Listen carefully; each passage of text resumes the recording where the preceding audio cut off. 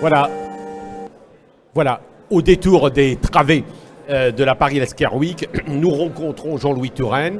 Vous êtes député du Rhône, La République En Marche, et vous êtes également le président du groupe d'études sur la fin de vie à l'Assemblée nationale. Alors, Monsieur Touraine, la première question, ça va être évidemment une question d'actualité. C'est l'affaire Vincent Lambert. On a appris, j'allais dire qu'on suit cette affaire depuis au moins 8 ans, 6 ou 8 ans. Ce jeune Vincent Lambert a eu un grave accident de la route et dans un état évidemment de santé très dégradé. Et nous avons eu, après multiples évolutions de son affaire, hier soir, la justice a demandé l'arrêt des soins à Vincent Lambert. Quelle est l'impression que le parlementaire que vous êtes, et responsable à la fois médecin, professeur de médecine, quelle est l'impression que cela vous laisse ce matin ? Ce qui est attristant et qui, je crois, est un peu déstabilisant pour toutes les personnes qui suivent cela, ce sont des décisions contradictoires. Un jour, on dit il faut arrêter l'hydratation et l'alimentation et laisser partir Vincent Lambert, qui est dans un état végétatif extrêmement profond et irréversible, et qui a eu tous les examens neurologiques montrant l'approfondissement de son état. Et puis d'autres décisions qui disent « Ah non, non, non, non, on va attendre davantage pour refaire des évaluations ». Or, on peut dire qu'il n'y a pas eu de précipitation puisqu'il est dans cet état depuis 11 ans maintenant, que les procédures ont été développées de façon toujours contradictoire depuis 7 à 8 ans et que dans sa famille, il y a des personnes qui espèrent qu'il va pouvoir partir comme il le souhaitait lui-même dans ce qu'il avait dit à sa femme, et puis d'autres qui, par traditionnalisme, ont tendance à vouloir empêcher cette évolution. Sans prendre de position personnelle, ce que j'appelle de mes voeux, c'est qu'il n'y ait pas des affrontements de cette nature. J'ai trouvé assez pitoyable l'idée hier soir que d'aucuns disent « nous avons une victoire ». Non, il n'y a pas dans de tels sujets des victoires. Il n'y a que des tristesses, que des difficultés, que des choses à résoudre. Nous ne sommes pas sur un terrain de foot. De même que j'ai regretté que certains dénoncent l'attitude des médecins impliqués en les traitant de médecins nazis. Bien évidemment, ces propos dépassent la raison. Et donc, il nous faut rester sur ces sujets très raisonnables. Ce qui manque aujourd'hui, ce sont des textes législatifs et réglementaires qui définissent clairement les choses.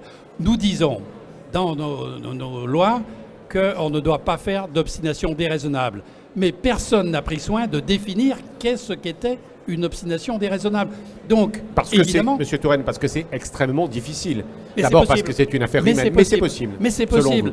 Et à mon avis, ceci doit être précisé dans le domaine réglementaire et évoluant au fur et à mesure des techniques médicales et scientifiques. Mais il faut dire que cette obstination déraisonnable ne s'applique bien sûr que dans des cas très profonds, que l'on ne donne pas de crainte à tous ceux qui ont un proche dans un état végétatif plus léger. Oui. Monsieur Touraine, le cas est quand même exceptionnel parce que dans le fond, il ne peut pas y avoir, ou il n'y a pas eu, et il ne pourra sans doute jamais y avoir d'accord au sein de la famille, dans cette famille-là. Le cas n'est pas si exceptionnel. Il y a chaque année des arrêts de soins qui sont décidés et réalisés. Mais ici, il y a une circonstance très inhabituelle parce qu'il y a une opposition frontale entre d'un côté la femme et le neveu et de l'autre côté la probablement. mère. Regardons les choses. C'est pour ça qu'on a cette situation exceptionnelle. Dans les autres cas, quand la famille est d'accord, les choses se passent et c'est alors beaucoup moins exceptionnel. Mais il ne faut pas que puisse se produire de tels affrontements. On met les uns et les autres dans une situation très embarrassante. Donc il est de notre devoir d'avoir un cadre qui soit beaucoup mieux organisé. Et puis il y a toutes les autres fins de vie. Les fins de vie qui ne sont pas par un état végétatif, mais au terme d'une maladie incurable, quand on est dans ce qu'on appelle l'impasse thérapeutique, au moment où il n'y a plus aucune possibilité, le pronostic vital est compromis à court terme, et alors il y a parmi les personnes concernées certains qui disent « je veux attendre la mort naturelle », d'autres qui disent « je veux une sédation profonde et continue jusqu'au décès », et puis vous avez un nombre notable de gens qui disent « je veux une aide active à mourir parce que je veux être délivré d'une agonie que je trouve insupportable ». Ces gens-là ne sont pas entendus en France. On est un des quelques pays qui refuse de reconnaître les droits aux malades qui demandent une aide au moment où il est tout à fait en fin de vie et qu'il a une souffrance qu'il ne peut pas supporter. Comment vous analysez l'évolution de la société et d'ailleurs l'évolution, oui, mais la société est unanime.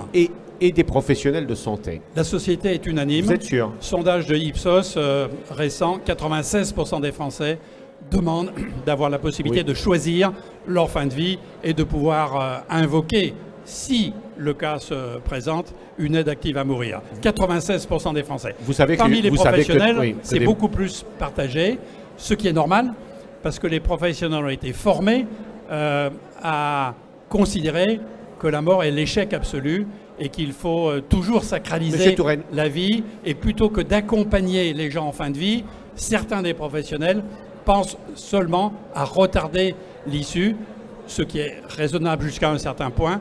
Il y a un moment où il faut être capable de comprendre la demande légitime de malades. Bon, il y a eu quand même plusieurs lois, dont évidemment on parle, à juste titre d'ailleurs, sur ce sujet essentiellement de la loi Leonetti et Claes. Mais vous avez déposé une proposition de loi en 2017, sous cette mandature. Où est-ce qu'on en est et qu'est-ce que vous voulez faire, vers quoi vous voulez déboucher?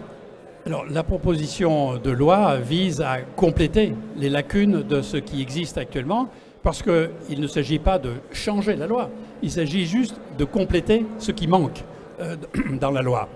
Et grâce à tout le travail qui a été fait dans ces 2 dernières années, dans le groupe d'études du Parlement, nous avons de quoi maintenant envisager les différentes modalités de fin de vie et définir le complément législatif nécessaire qui fera que demain, si cette loi est adoptée, et je sais que la majorité des députés y sont favorables, comme dans la population, alors les choses pourront se passer dans la sérénité.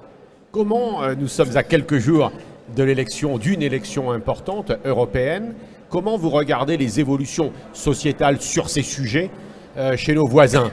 On voit bien des pays qui prennent des positions très, alors le terme est commun maintenant, mais en fait c'est une réalité illibérale, dit-on. Pologne, Autriche, même s'il y a un petit... Aujourd'hui, il y a eu la chute du gouvernement, etc.